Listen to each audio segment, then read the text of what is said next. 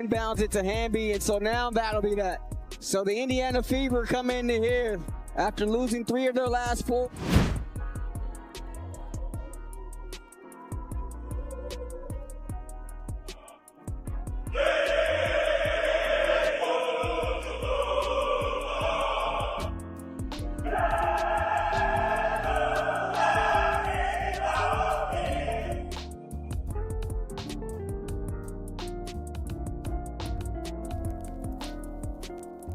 Single point in the final seconds, the referees gave the LA Sparks multiple extra chances that should never have happened. Caitlin Clark and Sydney Colson called it out immediately, and fans are furious. So why was this game so controversial? And how did the Fever overcome everything stacked against them to keep their playoff dreams alive? Common theme in the WNBA is how poorly officiated these games can be. The lack of competence from the people wearing the striped suits. Every time I watch a WNBA game, a thought crosses my mind when it comes to the officials, and that thought is, how much money do you... The Indiana Fever just got one of their toughest wins this season, but it almost slipped away. They were up by just 1 point in the final seconds against the LA Sparks when the referees stepped in and made things messy. Instead of letting the game finish, the officials gave Los Angeles extra chances that many fans say should never have happened. Caitlin Clark and Sydney Colson spoke up about it right away, and people online are not happy. This game felt different because it wasn't just another matchup. Indiana came in holding... I'm talking about right at the end of the game when the nonsense was being called and cheating was being speculated, right?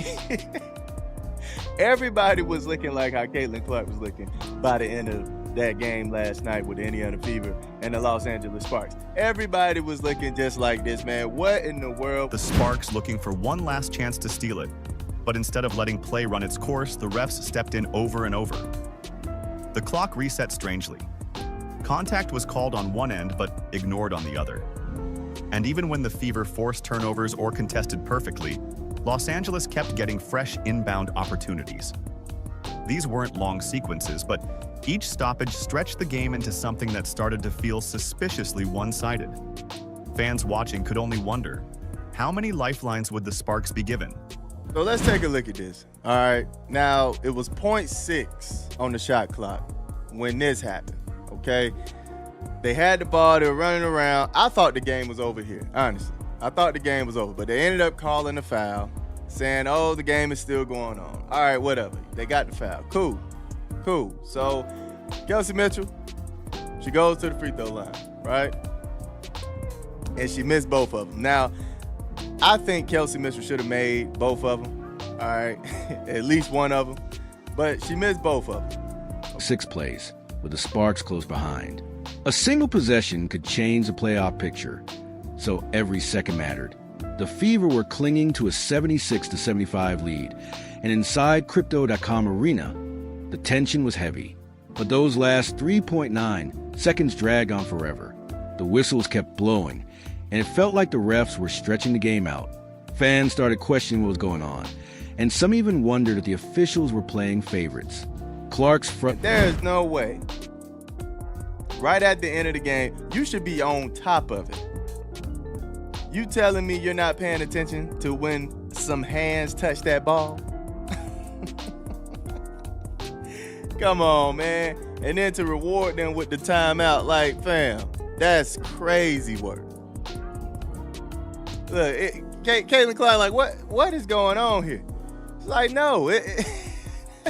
Look, Caitlin ready to run the floor, fam. She's like, no. What is this, man? What is this now? Frustrated look at the end summed it up.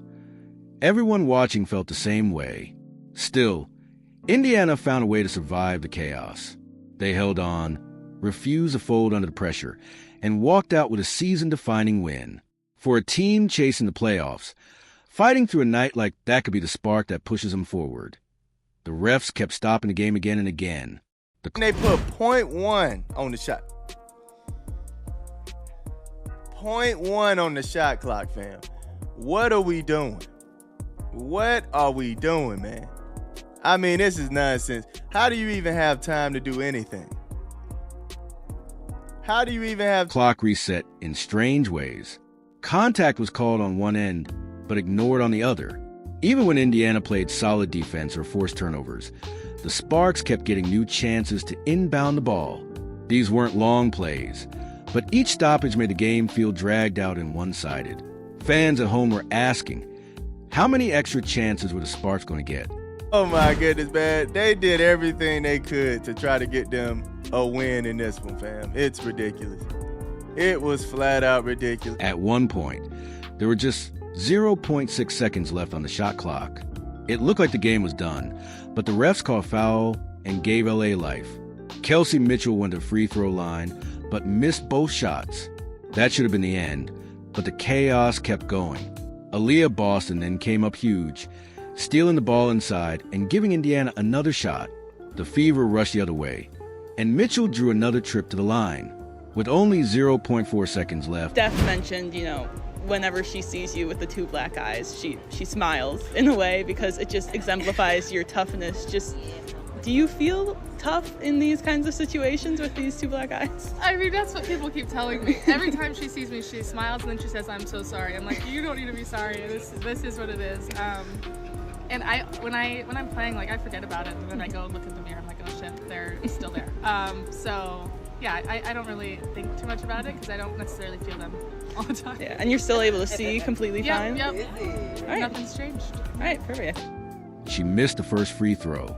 That should have sealed the game. But instead of letting the clock run out, the refs somehow gave LA another inbound with 0.1 seconds left. Fans couldn't believe it. How can a team run a real play in less than a blink? On top of that, LA got a timeout to set something. Sims left open for three. She got it.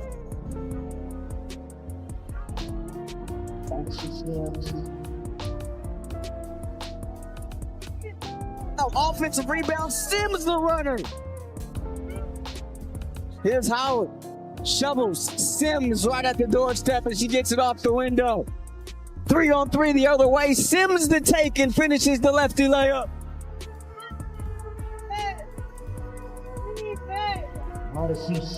Up.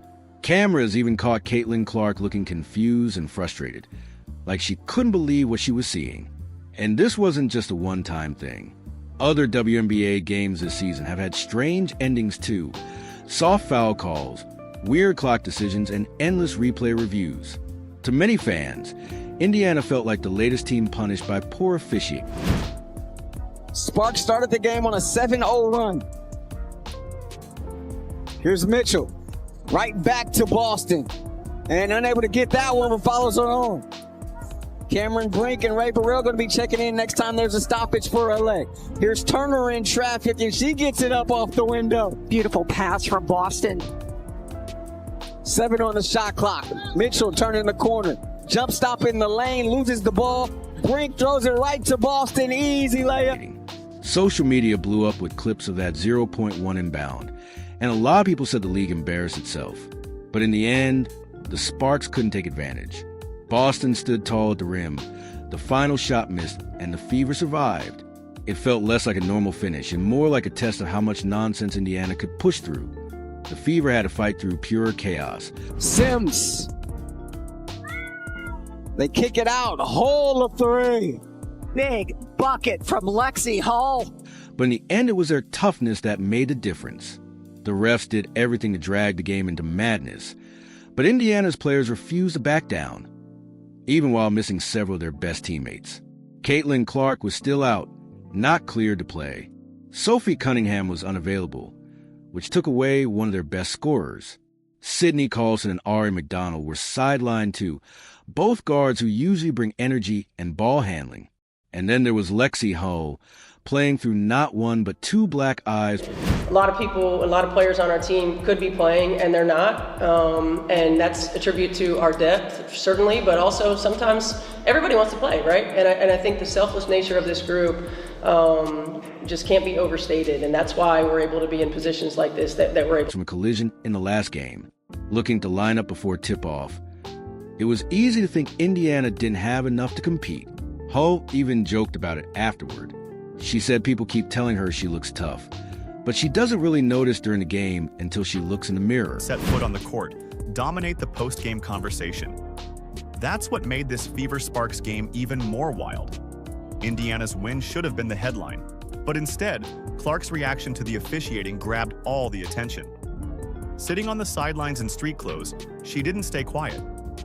She made it clear the referees had crossed a line, and her frustration reflected exactly what fans were already screaming online. When the most visible player in the league puts that kind of spotlight on the officiating, it doesn't stay a one-night argument. It becomes the story. Did you place prior to suiting up tonight? What's the over/under, and are you concerned with the specific outcome? The officials in the WNBA, yes, they're incompetent, yes, they're trash, but it always seems like there's some shady, they're so bad and so incompetent, it seems like there's shady business taking place behind the scenes. If the WNBA needs to investigate in anything, if somebody needs to investigate in anything regarding the WNBA, it's about how dirty the hands are of the official. One bad call. It was about the pattern of inconsistency players have been fighting against all year. And she wasn't the only one to point it out. Her vision is fine, and she just plays through it. On paper, this looked like the perfect chance for LA to knock the Fever out of the playoff race. Without Clark's shooting, Cunningham's spacing, the extra guards, it seemed like a mismatch. But basketball doesn't always go the way it's supposed to, and one veteran stepped up to flip the script. Odyssey Sims came ready. The Sparks left her open, and she made them pay, knocking down shots and attacking the rim. She piled up 21 points, finding ways to score over and over. When the Fever needed calm late in the game, Sims took control, scoring the last 5. Influence amplifies that conversation because her presence in sports media is so massive right now. Every clip of her, every comment, spreads across social platforms and talk shows in hours, not days. When she draws attention to a problem, the entire league feels that pressure. Fans already look at her as the cornerstone of Indiana's future, but here she took on of some of these players that are in this league. Oh yeah, tonight's the night I'm just gonna go 2 for 13. Oh, hey, it's the WNBA. I can slide into 2 for 13 and nobody will bat an eyelash. I can shoot 5 for 22 and nobody will really think twice because it happens so. 5 points herself. That run shut the door on LA and gave Indiana just enough room to escape with the win. It was a kind of performance that showed why experience matters. Sims has been everywhere in her career, even playing for the Sparks years ago. But on this night, she became their nightmare. Indiana proved they could survive without stars, and Sims gave them the edge they needed to beat both the Sparks and the Whistles. Aaliyah Boston once again showed why she's the centerpiece of the Fever. Her numbers weren't just about points and rebounds. They showed how much she controlled the game. On defense, she owned the paint, forcing the Sparks into tough shots and grabbing boards even